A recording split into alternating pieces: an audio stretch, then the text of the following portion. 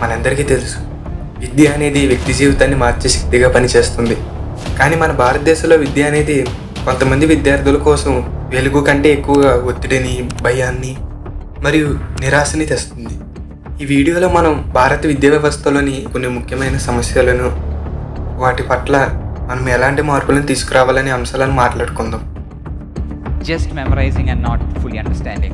Until date, I ask myself what those 15 years of education actually helped me in. Sir क्या बोलूँ, मैं अपने दुख और पीड़ा को किसी का सामना नहीं कर सकता हूँ सर. बहुत संघर्ष से पढ़ा हूँ, ट्यूशन पढ़ा के मैं 2012 से ट्यूशन पढ़ा के अभी तक मैं पढ़ाई किया हूँ.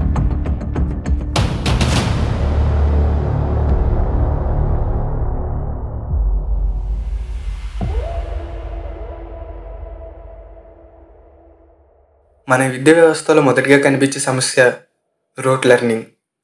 ప్రతి విద్యార్థి ఒకే మాటలో చెప్పాలంటే, పరీక్షల్లో పాస్ కావాలంటే పుస్తకం కంటెంట్ను జ్ఞాపకం ఉంచుకోవడం తప్ప వేరే మార్గం లేదు అని చెప్పగలుగుతారు.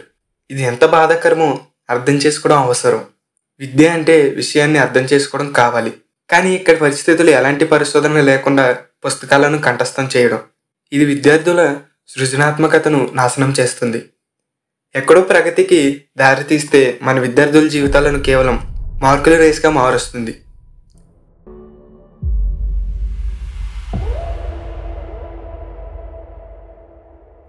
పరీక్షల సమయంలో విద్యార్థులు అనుభవించే ఒత్తిడిని ఊహించండి. ప్రతి పరీక్ష విజయం మరియు విఫలత మధ్య సమరంగంలా మారిపోతుంది.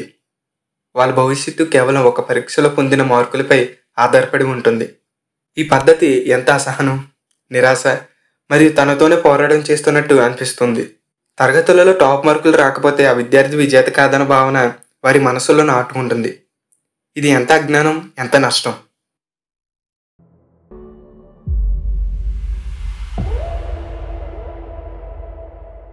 విద్యార్థుల జీవితాల్లో టీచర్లు ఎంత ముఖ్యమో మనం మర్చిపోకూడదు. కానీ కొన్ని చోట్ల ఉపాధ్యాయులు విద్యార్థులను స్ఫూర్తిపరచడంలో విఫలమవుతున్నారు. మంచి గైడెన్స్ లేకుండా, తగినంత సానుభూతి లేకుండా పిల్లలు తమ లక్ష్యాలను స్పష్టంగా ఎంచుకోలేకపోతున్నారు. ప్రతి టీచర్ విద్యార్థి జీవితంలో మార్పు తీసుకురావాలని ప్రయత్నించాలి. ఎందుకంటే తాము చేసే ప్రణాళిక దిశలోనే విద్యార్థి భవిష్యత్తు కూడా ఉంటుంది.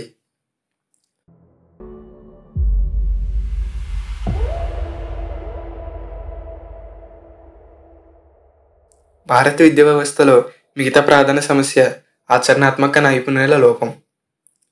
మేము పుస్తకాలతోనే విద్య నేర్చుకుంటాం. విద్యార్థులు చదివిన వాటిని ఆచరణలోకి ఎలా మార్చాలో తెలుసుకోకపోవడం దారుణం. ఈ విద్యా వ్యవస్థ విద్యార్థులను నిజమైన ప్రపంచంలో అనుభవాల లేకుండా వదిలేస్తుంది. కేవలం పుస్తకాల జ్ఞానమే కాదు, ఆ జ్ఞానాన్ని ఆచరణలోకి మార్చే అవకాశం కూడా ఇచ్చే విధానం కావాలి.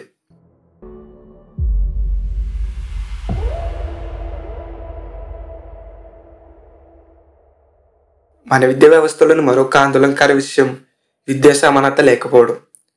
గ్రామీణ ప్రాంతాల్లో సక్రమమైన స్కూళ్ళు లేవు. పేద పిల్లలు తగిన వనరులు లేకుండా వారి ప్రతిభను చాటుకోలేకపోతున్నారు. ఒకవైపు ఖరీదైన ప్రైవేట్ స్కూళ్ళు, మరొక వైపు ప్రాథమిక వనరులు కూడా లేకుండా ప్రభుత్వ పాఠశాలలు. ఈ వాస్తవం ఎంతోమంది విద్యార్థుల జీవితాలను విచ్ఛిన్నం చేస్తుంది.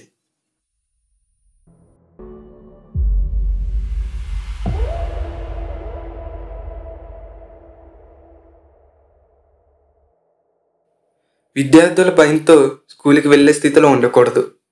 విద్య అంటే ఓ వెలుగుని, ఆత్మవిశ్వాసాన్ని కలిగించే శక్తిగా ఉండాలి.